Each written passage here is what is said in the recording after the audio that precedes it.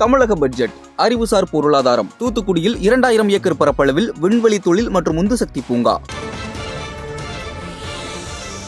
நாடாளுமன்ற தேர்தலுக்கான திமுக மற்றும் மதிமுக இடையேயான தொகுதி பங்கீடு பேச்சுவார்த்தை இன்னும் இழுபறியில் நீடித்து வருவதாக தற்பொழுது தகவல் வெளியாகியிருக்கிறது. அந்த அண்மை செய்திகளை பார்த்து வருகிறோம்.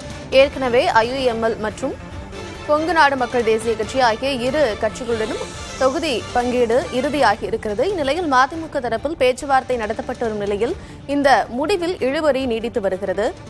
IUML கொங்கு நாடு மக்கள் தேசிய கட்சிகளுக்கு தலா ஒரு தொகுதி ஒதுக்கப்பட்டிருக்கக்கூடிய நிலையில் திமுகவுடனான பேச்சுவார்த்தை திருப்தி தருவதாக ஏற்கனவே மதிமுக அவைத்தலைவர் அர்ஜுன் ராஜ் தெரிவித்திருந்தார். இந்நிலையில் இன்னும் இந்த பேச்சுவார்த்தையில் இழுபறி நீடித்து வருவதாக தகவல் வெளியாகியிருக்கிறது. அந்த அண்மை செய்திகளை பார்த்து வருகிறோம். விவரங்களோடு இணைந்திருக்கிறார் செய்தியாளர் விக்னேஷ் முத்து. ஏற்கனவே 2 கட்சிகளோட தொகுதி பங்கீடு சுமூகமாக முடிந்து தொகுதி ஒதுக்கீடு செய்யப்பட்டிருக்கிறது. மதிமுக மற்றும் திமுக இடையே இந்த முடிவில் இழுபறி ஏற்பட்டிருக்கிறது. அதுக்கான காரணம் என்ன? கள நிலவரங்கள் என்ன?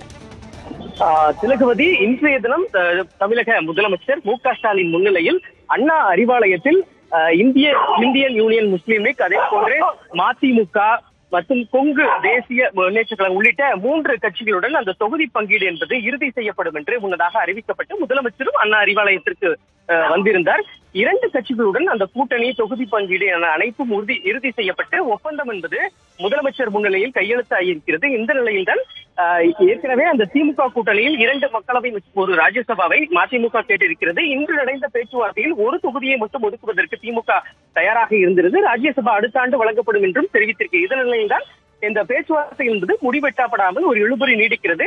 மீண்டும் பேச்சுவார்த்தைக்கு திமுக சார்பில் விரைவில் அழைப்பு என்பது விடுக்கப்பட்டு அன்றைய தினம் அது இறுதி செய்யப்பட்டு ஒப்பந்தம் என்பது கையெழுத்தாக இருக்கிறது. திலகவதி, விக்னேஷ் முத்து, இன்றைய தினத்தில் இந்த பேச்சுவார்த்தை முடிவாகவில்லை, இந்த தொகுதி பங்கீடு இறுதியாகவில்லை.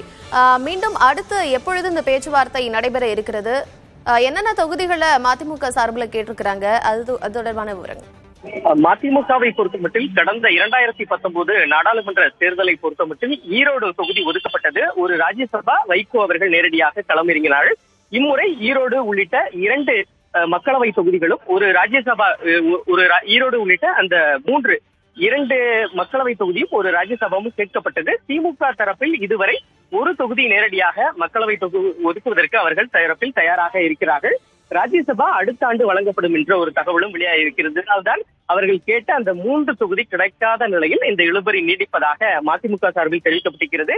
இன்றைய தினம் அந்த ஒப்பந்தத்தில் கையெழுத்திடுவதற்கு பிற கட்சிகளைச் சேர்ந்த தலைவர்கள் நேரடியாக வந்த நிலையில் மதிமுகவை பொறுத்தமட்டில் 2ஆம் கட்ட நிர்வாகிகள் தான் இன்றைய தினம் அண்ணா அறிவாலயத்திற்கு வந்தனர்.